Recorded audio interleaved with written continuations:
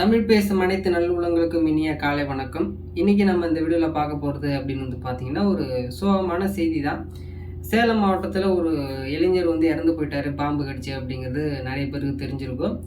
But ஆனால் அந்த உயிரிழப்பு ஒரு ஏற்படுத்திக்கிட்டதுன்னு எப்படி சொல்லலாம். ஏன்னா ஒரு பாம்பு அப்படின்னாலுமே எந்த பாம்பாக இருந்தாலும் சரி, ஓகே, நாகப்பாம்பு அது அவர் கடிச்சிருக்கு. அவர் கடிச்சும் அந்த வீடியோ ஒரு பையன் எடுத்துகிட்டு இருக்கான். அவங்க ஃப்ரெண்ட்ஸ்லாம் எடுத்துகிட்டு இருக்காங்க. அப்பயும் அவருக்கு கயிறை வச்சு கட்டுறான்னு சொல்லியிருக்காரு. கொஞ்சம் கொஞ்சம் வலி அதிகமாக அவருக்கு கொஞ்சம் கொஞ்சம் மயக்கம் வரும்போது தான் ஆஸ்பத்திரிக்கு கொண்டு போகிறாங்க. ஓகே, இது என்ன நடந்தது அப்படிங்கிறது தான் ஃபுல் டீட்டெயிலாக வீடியோ பார்க்க போகிறோம். வீடியோவை ஸ்கிப் பண்ணாமல் பாருங்கள். ஓகே, சேலம், இந்த ஃபோட்டோவில் இருக்கிற பையன் தான் சேலம் மாவட்டம் நிலவாரப்பட்டி கிராமத்தை சேர்ந்த ராஜமுருகன் அப்படிங்கிற ஒரு பையன். ஓகே, இந்த பையன் 21 வயசு ஆகுது. அப்பா கிடையாது, அம்மா கொஞ்சம் உடம்பு சரியில்லை. ஓகேவா, அந்த பையன் பார்த்திங்கன்னா பக்கத்து வீட்டில் நம்ம கிராமத்துலலாம் பாம்பு வந்துச்சுன்னா என்ன சொல்லுவோம், பாம்பு வந்துச்சுடா அடிக்கணும் அப்படின்னு சொல்லுவோம் இல்லையா. அந்த மாதிரி எல்லோரும் கூப்பிடும்போது போயிருக்காரு. அந்த பையன் நிறைய படத்தில் அந்த சினிமாலலாம் முக்கியமாக அந்த சினிமா தான் காரணம் அப்படின்னு நான் சொல்லுவேன். நிறைய படத்தில் பாம்புக்கு முத்தம் கொடுக்கறது, கையை விட்டுட்டு பைக்கு ஓட்டுறது,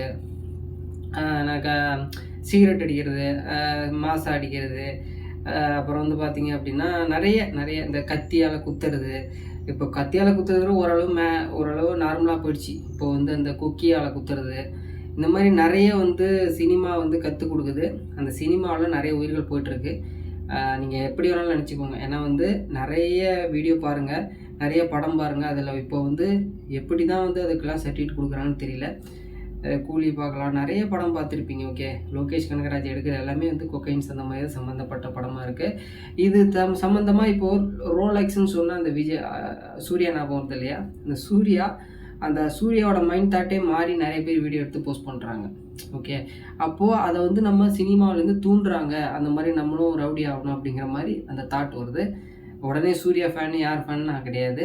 ரியாலிட்டியை சொல்கிறேன், அது ஏற்றுக்காது உங்கள் விருப்பம் தான். ஓகேவா, அதனால் நம்ம இருந்தால் தான், நம்ம குடும்பத்தில் இருந்தால் தான் நம்ம உழைச்சா தான் சாப்பாடு அப்படிங்கிறது நம்ம நல்லது தேடிப்போம். சினிமா அப்படின்னா அதை நம்ம ஒரு கற்பனையான இதை தான் சினிமா எடுக்கிறாங்க. அந்த கற்பனையை நம்ம கற்பனையாக வச்சு முடிச்சிடணும், அவ்வளோதான். அதுக்காக நம்ம ரியாலிட்டியாக அதை பண்ணக்கூடாது அப்படிங்கிறத நான் வீடியோமாக சொல்லிக்கிறேன். இப்போ நம்ம அந்த பையன் மேட்டருக்கு வருவோம். ஓகேவா, அது மாதிரி பக்கத்தில் போய் கூடும்போது போய் பார்த்துருக்கான். அந்த பையன் நாகப்பாம்பு தெரிஞ்சிருக்கு நாகப்பாம்பு தெரிஞ்சிருக்கு, கையில் பிடிக்க போயிருக்கான் பையன். அப்போ வீடியோ எடுத்துகிட்டு இருக்காங்க பசங்க, கூட பசங்க. ஒரு கெத்து இருக்கும் இல்லையா, எடுக்கும்பொழுது போய் பிடிக்க போகும்போது டக்குன்னு போட்டுருச்சு இந்த விரலை. ஓகே, போடும்பொழுது என்ன சொல்கிறான் அந்த பையன், சொல்கிறது கடிப்பட்ட பையன் என்ன சொல்கிறான், ஒரு துணி எடுத்துருவான்னு சொல்கிறான். கொஞ்சம் விஷம் ஏறிட்டுருக்கு. ஓகே, கட்டுறானு இறுக்கமாக கட்டுறானு, இதோட கட்டுறானு விஷம் ஏறிட்டு. ஓகே, விஷம் இது வரையும் ஏறிடுச்சு. அதுக்குன்னு குறிப்பிட்ட அளவு தான், உடனே டக்குன்னு விஷம் ஏறிடும். பாம்புக்கு அந்த நச்சுத்தன்மைங்கிறது அதிகமாக சுரக்கும் அப்படிங்கிறது நிறைய பேர் புக்கில் படிச்சிருப்பீங்க, எல்லாருக்கும் தெரியும். இன்னும் கொஞ்சம் நேரம் ஆக அப்பயும் விடல அந்த பையன். அப்பவும் மறுபடியும் பாம்பை தான் பிடிக்க போகிறான். பாம்பை எப்படி பிடிக்கணும்னு பார்க்குறான். கொஞ்சம் மயக்கம் வருது, வலி ஏற்படுது, அதிகம் ரத்தம் வர ஆரம்பிச்சிது.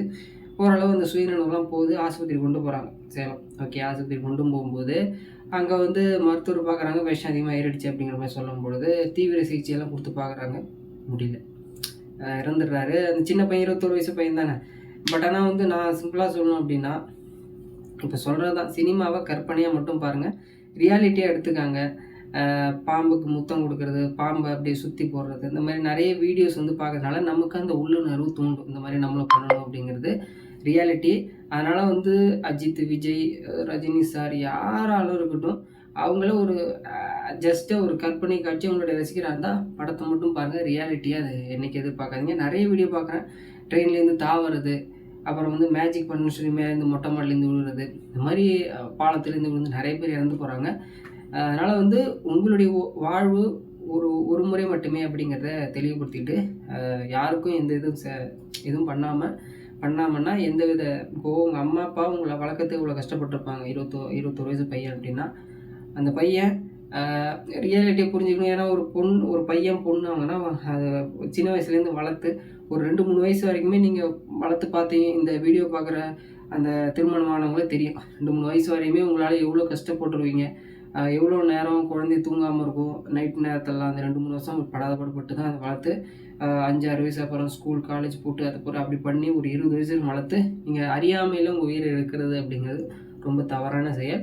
அதனால் இதுக்கப்புறமாவது நம் மக்கள் அனைவரும் சினிமா ஒரு கற்பனையை வச்சுக்கிட்டு ரியாலிட்டி அதாவது எப்படி சொல்கிறேன் அப்படின்னா, வாழ்க்கையை முன்னேற்ற பாதையில் கொண்டு செல்லுங்க அப்படிங்கிறது என்னுடைய தனிப்பட்ட கருத்து. உங்களுடைய கருத்து என்ன அப்படிங்கிறத கீழே கமெண்ட் பண்ணுங்கள். வீடியோ பிடிச்சிருந்தா லைக் பண்ணுங்கள், ஷேர் பண்ணுங்கள். நெக்ஸ்ட் வீடியோவில் வந்து பார்க்கலாம்.